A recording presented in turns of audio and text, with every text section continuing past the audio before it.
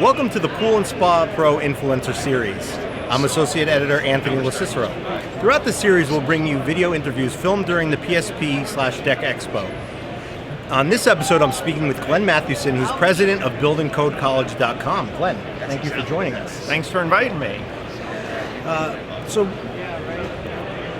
part of developing the last decade of new deck codes and teaching them to builders, what new deck codes do you think are the most important for people to learn? Sure. Well, there's been some major changes from 2015 to 18 to 2021 in residential deck codes. And usually the industry, the public thinks more codes, that's bad. But the codes that have been developed aren't the mandatory type of codes that restrict what you can do. They're the codes that are pre-engineered design codes. And so this is the first time ever we've had that in residential building codes. And what it allows now is these contractors can learn the methods that the code provides that can eliminate the need for special engineering and can also reduce some of the sizes. In the past, your building departments didn't have a lot to go on. And so oversizing ended up being a pretty common thing. So the new codes aren't bad. They can actually bring a lot more opportunity and choices and advantages to the public, but they've got to choose to learn them on their own. And to kind of piggyback on that, what should builders keep in mind when designing a deck to work with common amenities like hot tubs? Yeah, I mean, hot tubs, adding doors to a house, fire pits, these are great amenities that the deck builder ends up in charge of, designing and taking care of to offer their clients.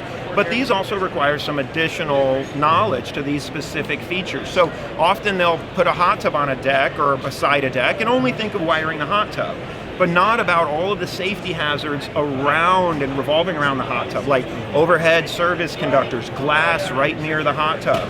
And those are the kind of things that, as an inspector for a jurisdiction in my past, that's what ended up failing those inspections. And so those are the things that, it's the little stuff, the peripheral stuff that you're not thinking about that often cause the problems. It's good to get that in front of your mind. Yeah, you got to step back and look at the whole picture. One thing I say about construction and codes is nothing is an island.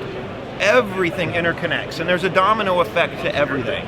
So when you're putting in that hot tub or installing that door, you got to step back and see, how is this working for the overall project? Because the hot tub may be safe, but it might make something else nearby not so safe. Sure, that's a very good point. And how could builders prioritize trimming costs while maintaining the code compliance?